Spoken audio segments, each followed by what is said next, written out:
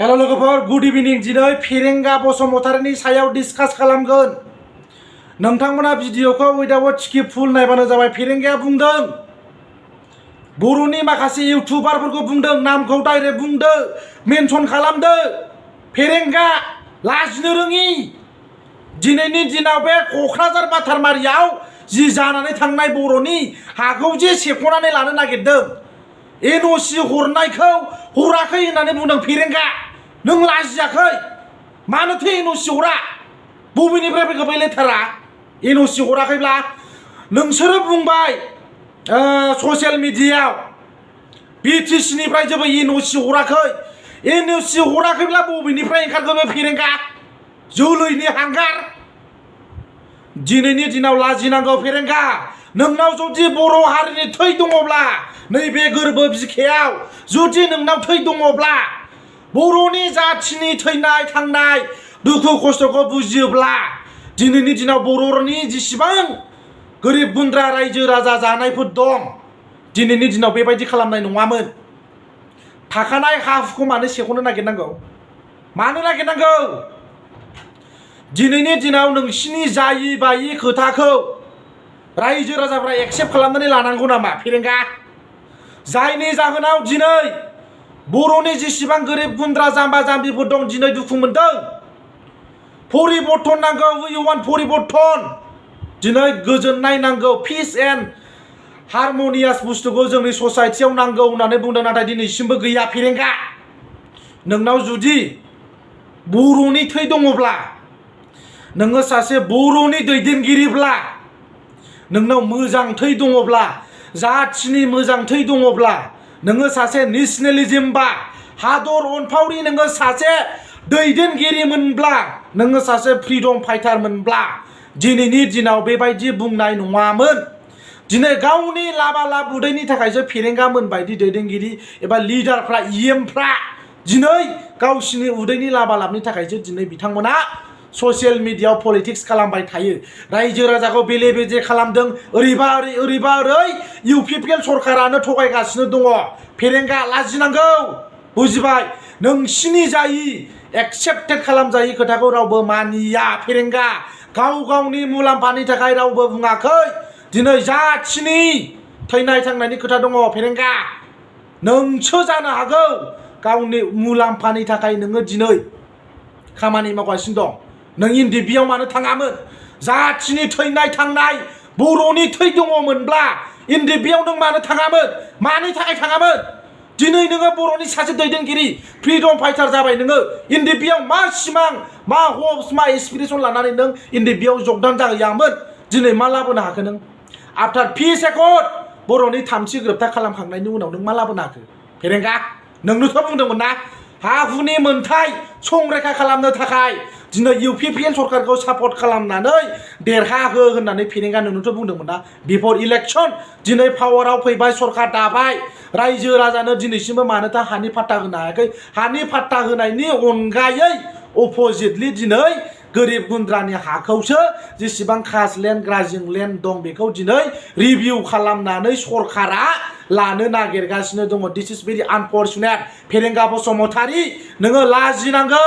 आरो आङो मोनसे खोथाखौ रोखायै बुंबावगोन फेरेंगा, खोनासं। बे भिडिअनि गेजेरजों आं नोंखौ आपिल खालामो, नोंबो सांग्रां जा। जानला मोनला नोङो ओंथि गैयि, मिनिं गैयि, माने मिनिंलेस खोथाखौ नोंबो ससियेल मिडियायाव दाबुं। सांग्रां जानाया मोजां फेरेंगा। बिकज नोङो सासे बिटिसिनि फरेस्ट डिपार्टमेन्टनि इएम।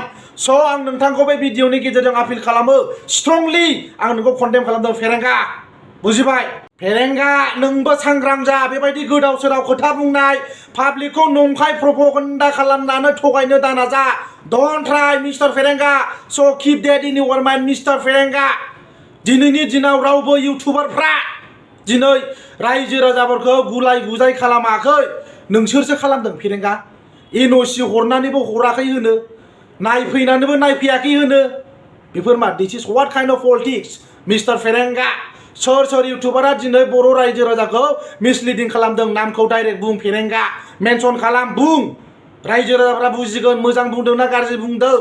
उइदाउट अबजारभेसन खोथाखौ दा बुं फेरेंगा नोंबो सांग्रां जा नोंबो कनसियास जा स नोङो सासे बिटिसिनि इएम हिसाबै आंबो नोंखौ खावलायदों सांग्रां जानानै थानाया मोजां मानो होननानै बुङोब्ला दिनैनि दिनाव रायजो राजाफ्रा गोबां दुखु मोनदों इउपिपिएल सरकार फैनाय लोगो लोगो बर' हारिया गोबां दुखु मोनदों सानदोंमोन माने सिमां सुजुदोंमोन बिटिआर सरकार पिस एकर्ड जानानै जोंनि बिटिसिआव हिउज डेभेलपमेन्ट जागोन सानदोंमोन नाथाय दिनैसिम गैया इउपिपिएल सरकारा माबा रायजो राजानि हा हु थाखानाय हा हु जेसेबां खमथाफोर दं बेखौसो दिनै फोजोबगासिनो दङ अब्ला मा बियो फेरेंगा बेफोरनो नंखाय जाहैबाय दिनैनि दिनाव जाय बिथांमोना एबा जेसेबां दं दिनै ससियेल मिडियाआव नुदों भिडिअ बानायदों बुंदों नोंहाबा बुंनांगौ जेबो खोथा गैया फेरेंगा लाजिनांगौ नोंबो आननेसेसारि खोथाखौ दा बुं सैथो खोथाखौ जेब्लायबो बुं रायजो राजानो अब्ला नोंखौ रायजो राजाया नोंखौ एडमायर खालामगोन बाख्नायगोन फेरेंगाया मोजां होननानै नोंखौ बाख्नायगोन वेलकाम खालामगोन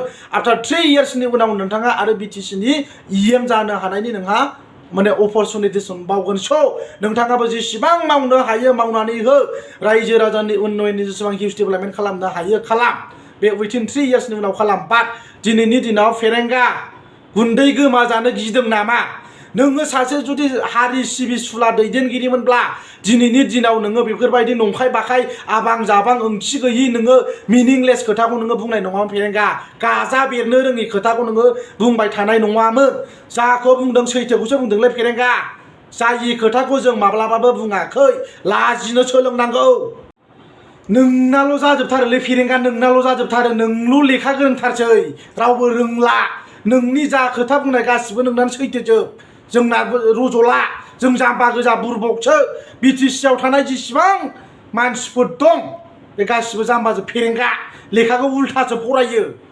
जाथिनि नोङो सासे नेताब्ला दैदेनगिरिब्ला नोङो बेबायदि खोथाखौ नोङो बुंनो नाङा ननसेन्स खोथाखौ नों बुंनो नाङा फोरो न'खर न'खर साख्रिया फेरेंगा बेफोर मा मे ननसेन्स खोथा नङा मिनिं गैयि खोथाखौ नों मानो बुंखो हो साख्रिया न'खर न'खर अब्ला आं मानिगोन आं भिडिअबो बानाया जेसेबां बिटिसिआव थानाय रायजो राजाफोर दं साख्रिखौ होजोब आं भिडिअबो बानाया फेरेंगा डाइरेक्ट बे आंनि खोथा बियो गोसोआव ला आरो रावबो जाम्बा नङा फेरेंगा रावबो नंखाय खोथाखौ दिनैनि दिनाव रावबो बुङा नोंसोरसो पलिटिकेल लाबा लाब सार्टनि बेनिफिटनि थाखाय गुन्दै गोमाजानो गिनानै रायजो राजाखौ थगायगासिनो दं नोंनाल' जाजोबथारसै नामा फेरेंगा दे फेरेंगा अरजाला नोंनानो जाजोबथारदोंसै नों बायदि इएम मोननानै जोंनि बर' रायजोआ गोबां जौगानाय जाबाय फेरेंगा लाजियाखै फोरो न'खर न'खर साख्रिखौ होगोन अब्ला आं भिडिअ बानाया डाइरेक्ट खोथा बियो फेरेंगा न'खर न'खर साख्रिया होगोन आरो 75,000खौ राननानै होजोब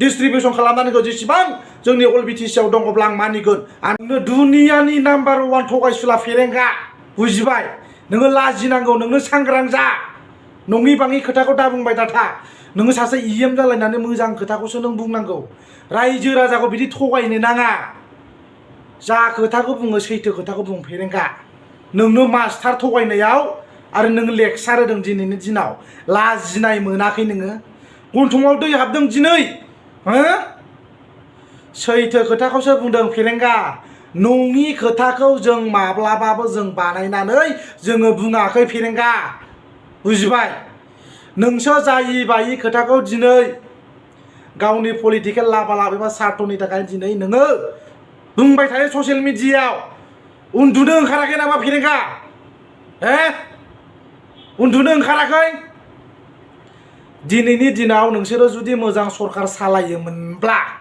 दिनैनि दिनाव जोंबो बेबायदि बुंनाय नङामोन फेरेंगा